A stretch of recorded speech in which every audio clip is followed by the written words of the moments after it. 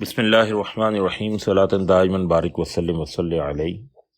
حضرت واصف علی واصف رحمۃ اللہ تعالی علیہ کی شہرۂ آفاق تصنیف قطرہ قطرہ کلزم سے منتخب مضمون محبوب۔ عجب بات ہے کہ محبوب بیٹا جدا ہوا تو باپ کی بینائی چھن گئی۔ عجب بات ہے کہ محبوب بیٹا جدا ہوا تو باپ کی بینائی چھن گئی، اور مدت بعد بیٹے کی قمیص کی خوشبو سے بینائی لوٹ آئی۔ کہیں محبوب بینائی ہی نہ ہو، اپنی چاہت کا چہرہ نہ رہے تو بینائی کیا بینائی ہے؟ شاید دیکھنے کی تمنا ہی بینائی ہے، شاید محبوب کا چہرہ ہی بینائی کا سبب ہے، اور یہی چہرہ بینائی کا انجام۔ محبوب محب کی زندگی میں عجب رنگ دکھاتا ہے۔ محبت انسان کو ماں سوائے محبوب سے اندھا کر دیتی ہے۔ وہ کسی اور شے کو دیکھ کر بھی نہیں دیکھتا، اس کے دل و نگاہ میں صرف ایک ہی جلوہ رہتا ہے، محبوب کا جلوہ۔ محبوب زندگی کے صحرا میں نخلستانوں کی نوید ہے۔ محبوب محب کو زندگی کے میلے میں اکیلا کر دیتا ہے۔ محبوب ہی باعث سفر ہے، وہی ہم سفر ہے، وہی رہنمائے سفر ہے، اور پھر وہی محبوب ہی تو حاصل سفر ہے۔ محبوب کبھی جلوہ بن کے روبرو ہوتا ہے اور کبھی یاد بن کر چار سو ہوتا ہے۔ محبوب جدا ہو کر بھی جدا نہیں ہوتا، وہ مر کے بھی نہیں مرتا، وہ محب کی آنکھ میں رہتا ہے، آنکھ سے اوجھل ہو تو دل میں آ بستا ہے۔ محبوب ختم نہیں ہوتا، غائب نہیں ہوتا، وہ کبھی عدم نہیں ہوتا۔ دنیا کی رونقیں محبوب کے دم سے ہیں۔ انسان اپنی زندگی کو محبوب کی خوشنودی کے لیے وقف کرتا ہے۔ انسان تو انسان، کائنات کی سب مخلوق اپنے محبوب کے لیے سرگرداں ہیں۔ مور کا رقص، رم آہو، نغمہ انادل، چکور کی فریاد، لہروں کا تلاطم محبوب کی کرشمہ کاریاں ہیں۔ محبوب محب کو شعور زیست عطا کر کے شعور ذات عطا کرتا ہے۔ سجدے سے انکار کرنے والا حسن آدم سے بے خبر، ابلیس محبت سے محروم تھا، وہ رحمت سے مایوس ہوا، مردود قرار دے دیا گیا۔ ابلیس کا معبود تو تھا، محبوب کوئی نہ تھا، لعین ہونے کے لیے اتنا ہی کافی ہے۔ انسان کی محبت کے بغیر خدا کا سجدہ انا کا سجدہ ہے۔ خدا انسان سے محبت کرتا ہے، اور ابلیس اور اس کے چیلے انسان سے محبت نہیں کرتے، کیسے کر سکتے ہیں؟ انسان سے محبت وہی کر سکتا ہے جس پر خدا مہربان ہو۔ خدا جب کسی پر بہت مہربان ہو تو اسے اپنے بہت پیارے محبوب صلی اللہ علیہ وآلہ وسلم کی محبت عطا کر دیتا ہے۔ اللہ کے احسانات میں سب سے بڑا احسان محبت ہے۔ محبت کم ظرف اور کم نظر کا کام نہیں، یہ عالی ظرف اور بلند نگاہ انسانوں کا کھیل ہے۔ یہ بلند نصیب انسانوں کی بات ہے۔ اس زندگی میں جسے محبوب مل گیا، اسے سب کچھ ہی تو مل گیا۔ محبوب کے ملنے کی دیر ہے کہ زندگی نثر سے نکل کر نظم میں داخل ہو جاتی ہے۔ محبوب خود شعر نازک ہوتا ہے، اس کا قرب محب کو شعر آشنا کر دیتا ہے۔ جسے محبوب نہ ملا ہو، جسے محبت نے قبول نہ کیا ہو، اسے غزل بے معنی نظر آتی ہے، اسے نظم سے بیر سا ہو جاتا ہے۔ محبوب میسر نہ ہو تو رانائی خیال کا ملنا محال ہے۔ محبوب اس ذات کو کہتے ہیں جس کے تقرب کی تمنا کبھی ختم نہ ہو۔ اپنی ذات سے فنا ہو کر جس کی ذات میں بقا ہونا منظور ہو، اسے محبوب کہا جاتا ہے۔ محبوب محب کے حسن انتخاب اور حسن خیال ہی کا نام ہے۔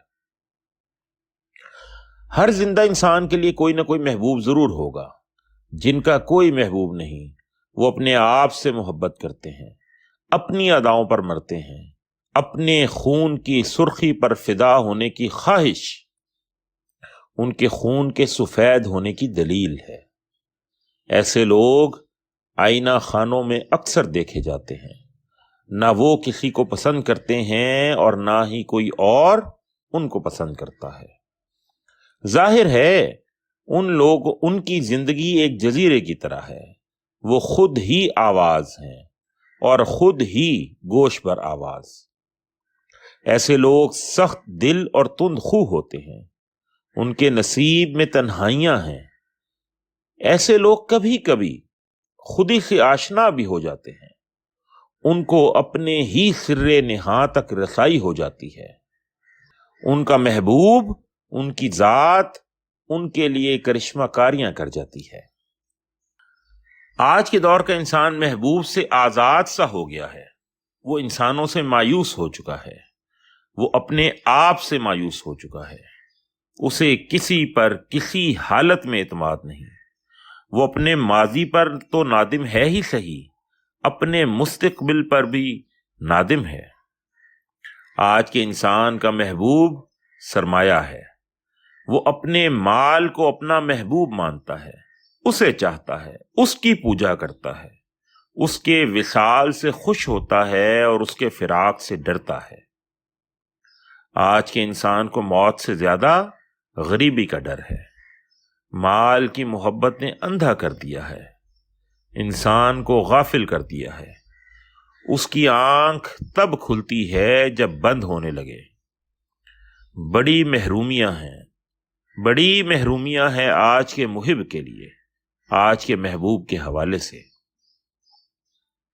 مال کا عجب حال ہے، پڑا رہے تو بیکار ہے، اس کی افادیت اس کے خرچ میں ہے، اس کے استعمال میں ہے، اس کی جدائی میں ہے۔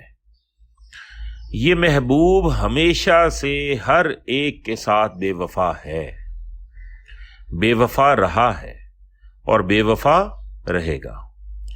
بے جان مال کی محبت جاندار انسان کو اخلاقی قدروں سے محروم کر دیتی ہے۔ مال کی محبت حریص بناتی ہے، اور حریص کی جیب بھر جائے تو بھی دل خالی رہتا ہے۔ کچھ لوگ خدا سے محبت کرتے ہیں، صرف خدا سے، اور بس، خدا کے بندوں سے نہیں۔ خدا کے بندوں سے محبت نہ کرنے والوں کو خدا کیسے پسند کر سکتا ہے؟ خدا کے حبیب صلی اللہ علیہ وآلہ وسلم تو وہ ہیں جو مخلوق کے محب اور خالق کے محبوب ہیں۔ اللہ کی محبت کا راز انسان کی محبت میں ہے۔ اللہ معبود ہے، انسان محبوب۔ اللہ کی راہ انسانوں کی راہ ہے، انعام یافتہ انسانوں کی۔ آج کے محبوب مال نے آج کے انسان کو بڑی محرومیاں عطا کی ہیں۔ آدمی سے دور ہو رہا ہے، جغرافیائی فاصلے ختم ہو رہے ہیں، لیکن دلوں اور نگاہوں کے فاصلے بڑھتے جا رہے ہیں۔ خاندان تو ختم ہو ہی چکا ہے، میاں بیوی، اولاد اور والدین کے درمیان پیسے کی دیوار حائل ہو چکی ہے۔ بیوی خاوند سے جدائی برداشت کر سکتی ہے، پیسے سے جدائی برداشت نہیں کر سکتی۔ مال کے مقدر میں پردیس لکھا جا چکا ہے، خاوند پردیس میں ہے، بیوی خطوط اور مال پر گزارا کر رہی ہے۔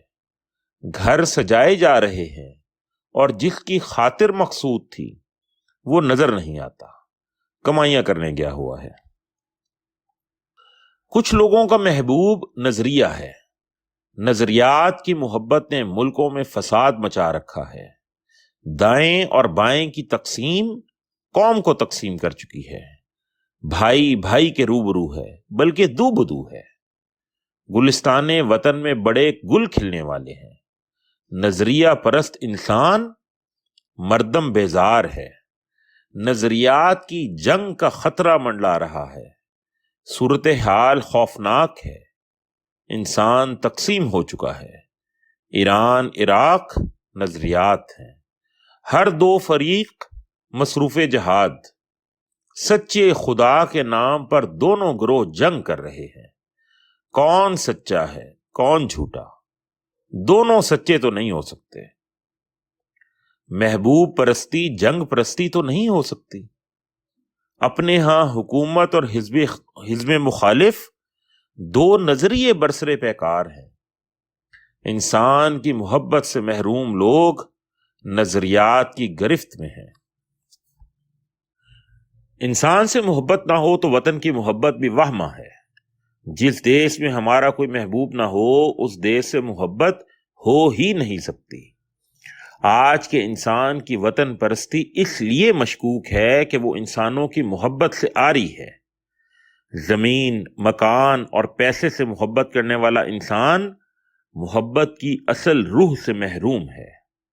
وطن اس لیے پیارا ہوتا ہے کہ ہمارے پیارے اس میں رہتے ہیں، ورنہ وطن کیا اور وطن کی محبت کیا؟ اگر محبوب وطن سے باہر ہو تو محبت وطن سے باہر ہو جائے گی۔